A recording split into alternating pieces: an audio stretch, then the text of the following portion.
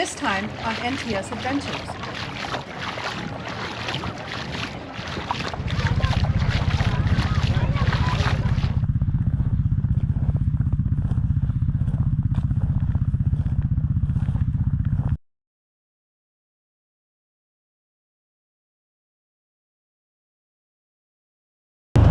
Truthfully, got a better chance of getting a rabbit maybe, which I'd be okay with as well. But hey, it's an excuse to go for a boot in this fresh, cold, crisp air. I love it, man. I love it. Life is good.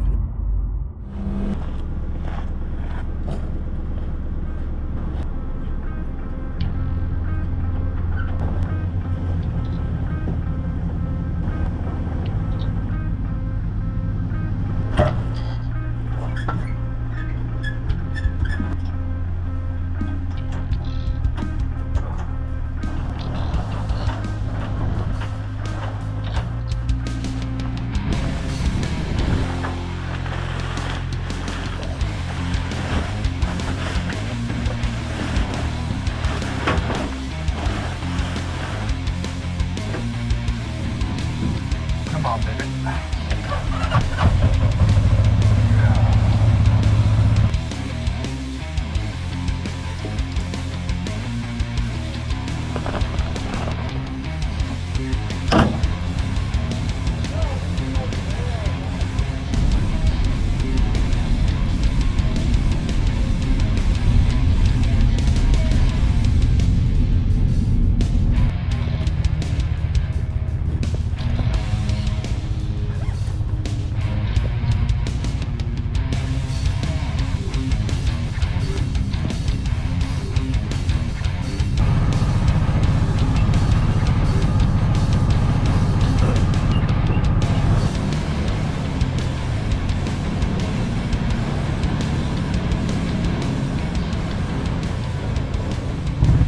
You know what I love about this modern age that we live in, my friends, is that a week ago today, exactly 1 week ago today, look up there in the top left-hand corner, I was on a beach in the Bahamas. A week later, I'm back in the boreal forest with my brother Mark and his son Jason, and we're out here looking for a way into a lake. Those of you that watch the channel know that last year Mark and I and Ron went into a lake called Wormy Lake for some speckled trout sometime in January, and we did quite well. The only thing was, when we went in there, the route we took was a little bit difficult to come out. If you guys recall, Mark got a little bit stuck coming up. It really wasn't his fault. There was just too much lack of snow, if you will, on top of the shale that was there, and the tracks couldn't gain traction. But nonetheless, we're going to go back in and we're going to try and find a route that goes behind it, and we're hoping that's going to be a little easier, because as you know, we do bring in a lot of gear. Jason is nice enough to come out with us today, and he's going to actually do a little bit of drone footage. First time I've had drone footage here on the channel. So if we see it going forward, you know we were successful. If you don't see it, you know we weren't. But anyway, he's up, he's going.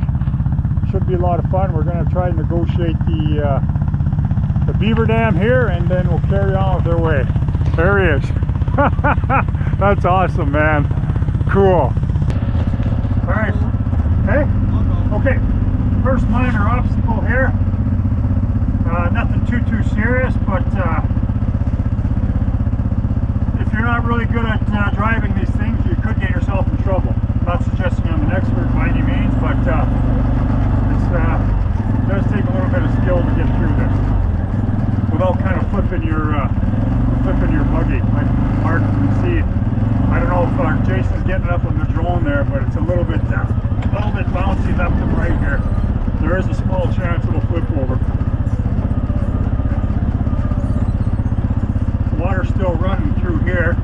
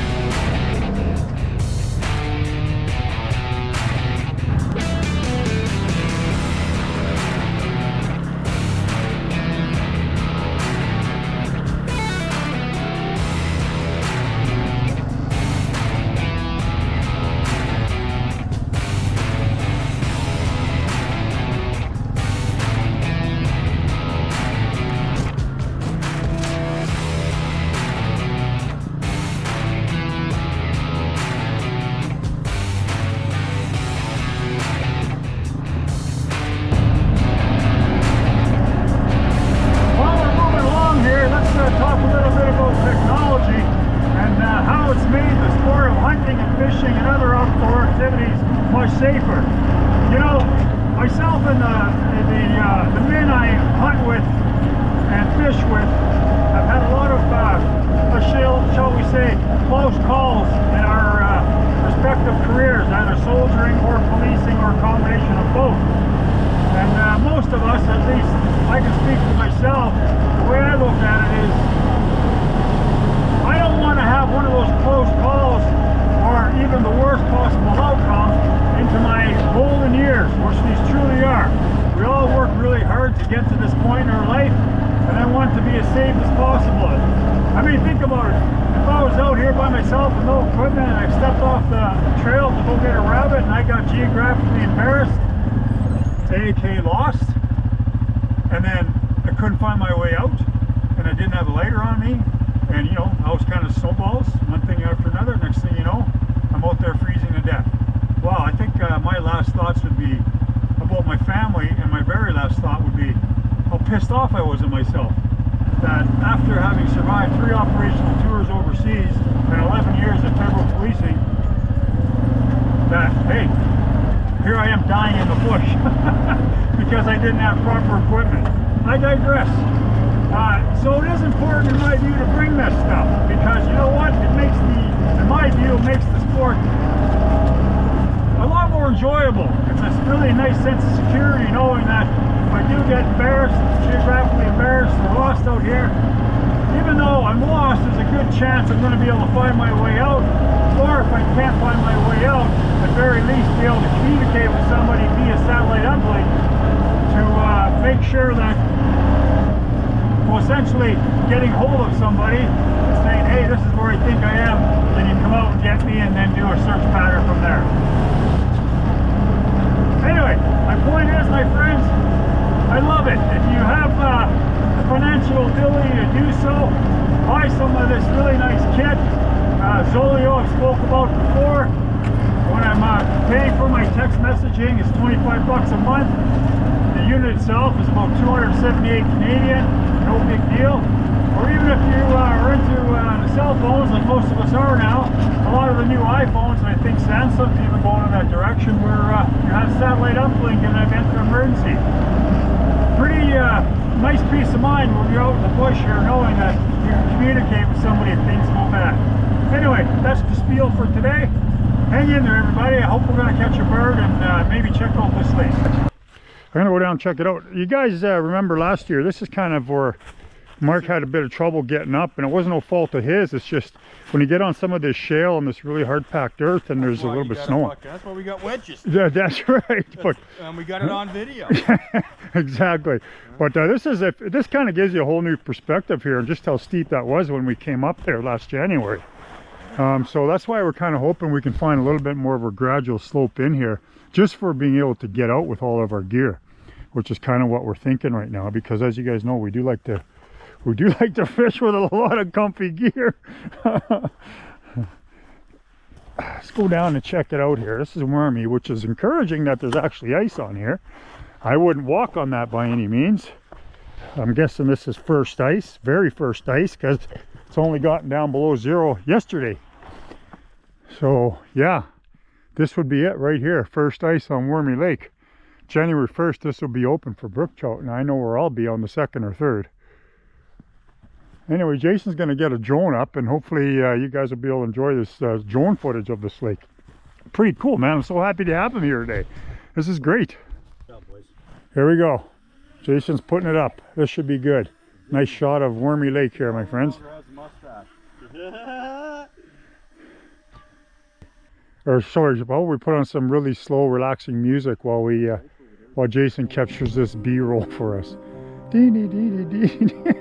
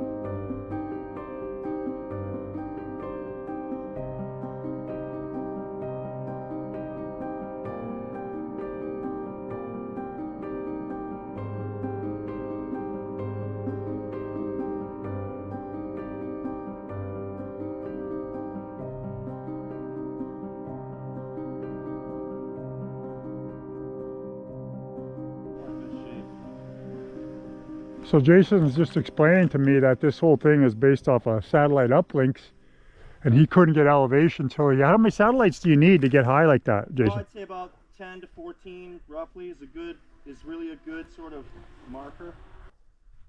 I'm recording all of this. Cool. Yeah.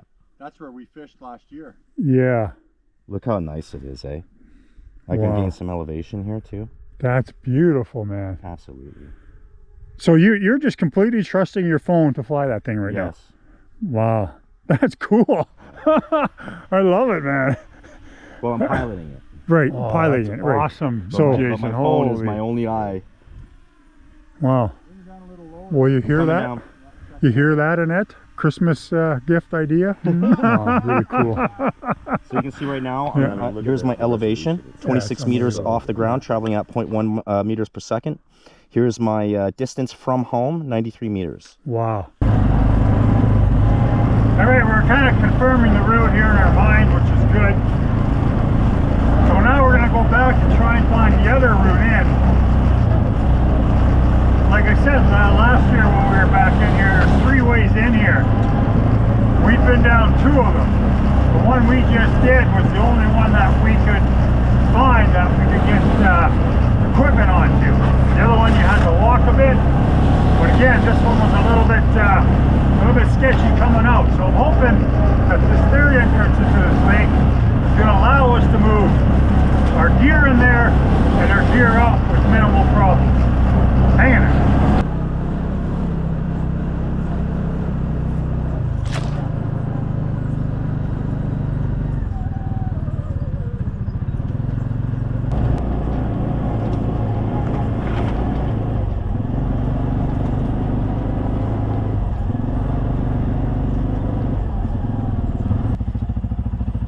Mark thinks he knows the way in here based on his knowledge of the area, and I believe him.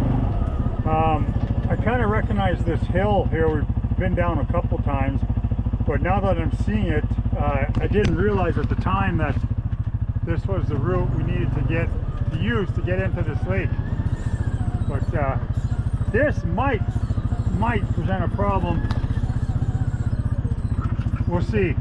Might present a problem in the winter time, getting gear up there. Maybe.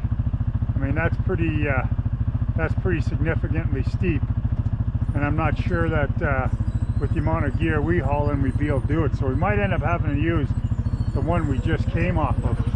Although it's not perfect, it might be better than this, but we'll see. We'll see. We'll keep her going here. Gonna plug our way up here nice and slow.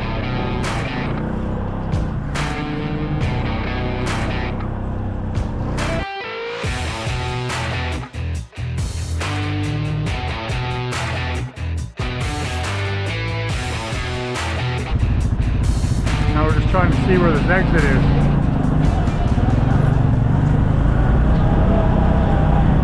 What are you thinking? Do you remember it now? Vaguely, yeah. I gotta go down here a little further and then take the left. But it's not easy. This is not easier getting in and out of. No, not at all. No, than over there. Yeah, like where does the trail go into the lake? Yeah, I think we would have a harder time with our gear in here, Mark. Oh, fuck yeah.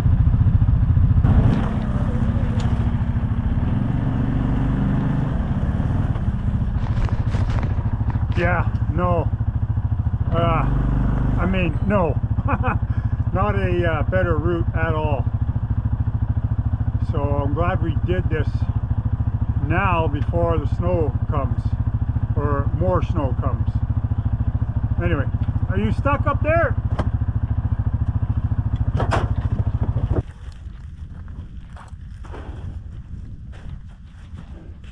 We are on the other side of the lake now, obviously.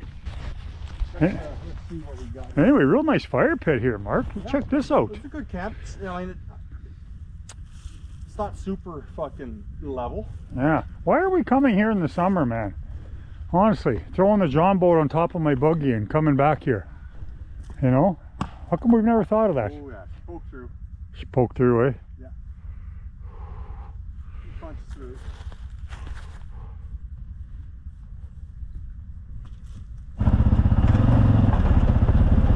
One spot up here that's a little bit tippy, so I'm strapped in here nice and tight so that I can get around this. There we go, a little bit of a spin. There's a nice rock on the top of that hill, and I actually used it as a pintle to spin myself around, which avoided the buggy going like this on its side. I just put the gas and it spun in its place. But this is where you start hitting all these rocks back here. Yeah, it's a rough trail. I'm going to get out here, and then I'll make sure Mark and Jason get out once I get to the end. Hit my skid plate lots here today, but that's what it's there for.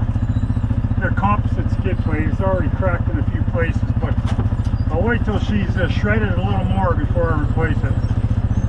These things all cost money.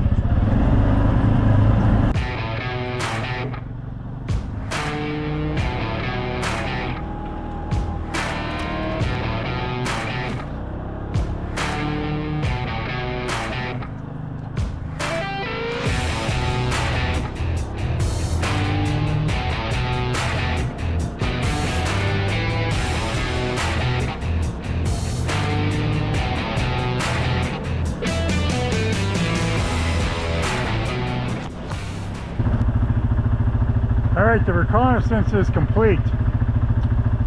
I'm glad we did it, because if we got halfway down there with our gear in the winter, it would have been a bit of an ugly situation getting turned around. Those guys we saw last year, they came in on a couple of lightweight snow machines. I think one was an Elan and the other one was a little bit bigger, but lots of power, and they were going pretty late. Younger guys, they don't need the comfort, they don't need the creature comforts like us old guys do. They basically came in there with a light sled and a rod and auger, and that was essentially it. So I could see how it was easier for them, but for us, that's not going to happen. Anyway, I'm glad we did it. We'll spend the rest of the afternoon here cruising around and hopefully shoot a bird. Hang in there, everybody.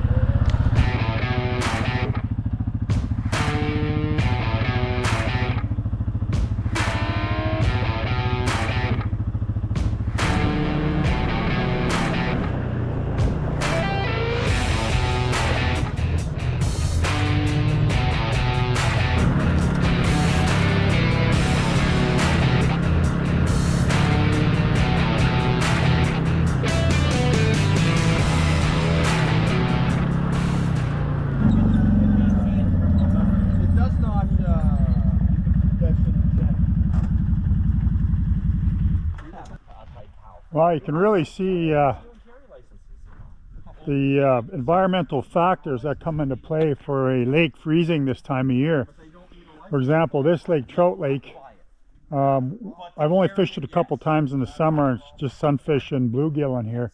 It's supposed to be stocked with brook trout, but I've never caught one in here. But anyway, neither here nor there. This lake is pretty much completely open, with the exception of just a little bit of development on the shoreline.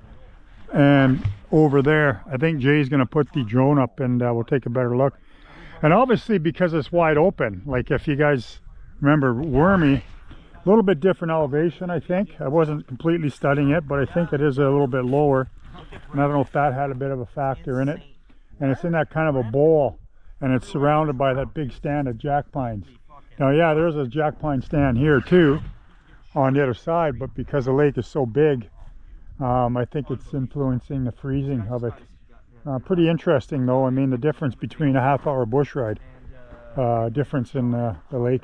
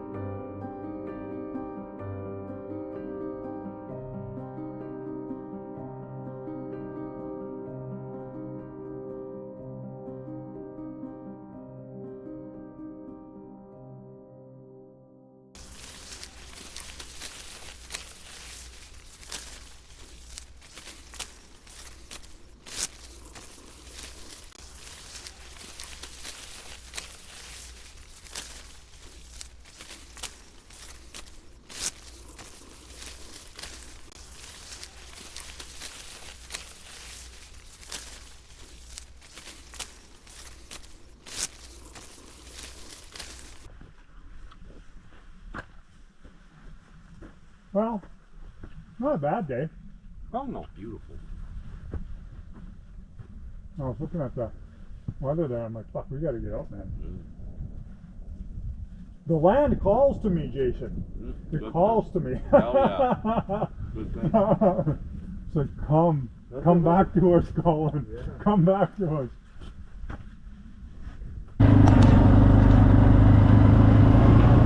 Just saw a bird back there, flew across the road into a thick bush. He was gone though, it wasn't worth the chase in my view. It's about almost 3 o'clock here, approaching the shortest day of the year. The sun will be down in the next 90 minutes or so. So we're really hoping to catch a couple of birds, just getting a little bit of this last little bit of sun before they bed down for the night. It's a tough time of year to hunt partridge. Truthfully, got a better chance of getting a rabbit maybe, which I'd be okay with as well. But hey, it's an excuse to go for a boot in this fresh, cold, crisp air. I love it, man. I love it.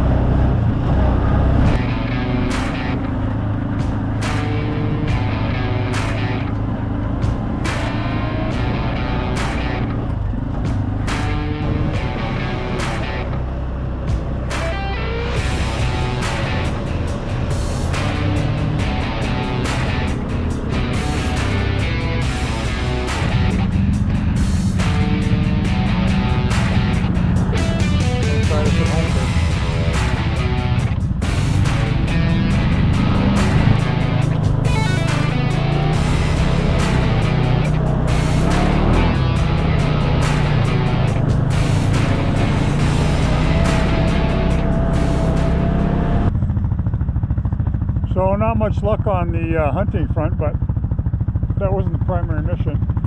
Do one more stop up top here, and Jason's going to send the drone up one more time, and hopefully I'll be able to get a kind of a good look at the main road that we usually follow here and back, but we'll see how it goes. So take a look at this.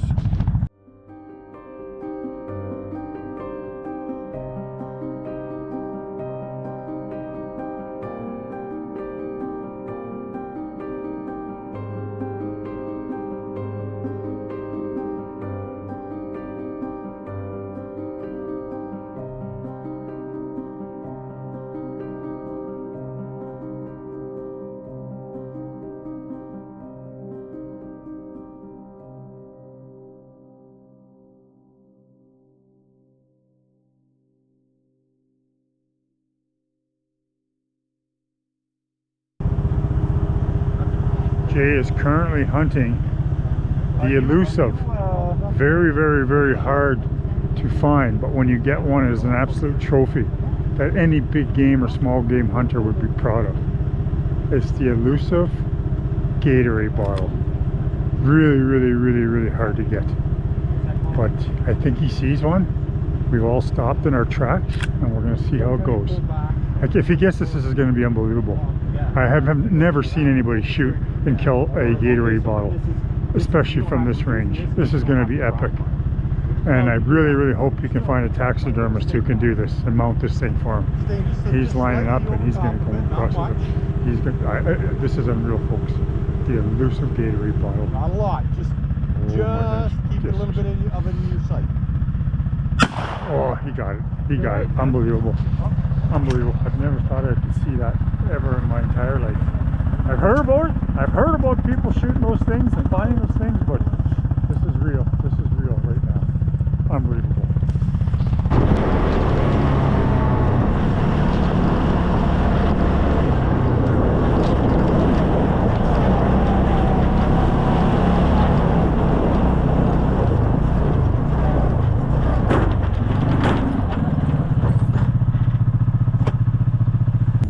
Well, that's it. Overall, really fun day. Sure glad Jason came along. It's been something that we've been meaning to do for quite a long time, actually, is get the drone out here. So he's going to join us a few more trips this winter, I hope, and into the spring, and maybe elevate the channel a little bit with some different perceptions, but who knows. Good day, though. Had a lot of fun. So next time, I think we're going to try and get on the ice. We're hoping a week from now, and do a little bit of fishing, and that's probably when we'll see you guys again. Hope you guys enjoyed it. We'll see you next time on NTS Adventures. Colin out. Life is good!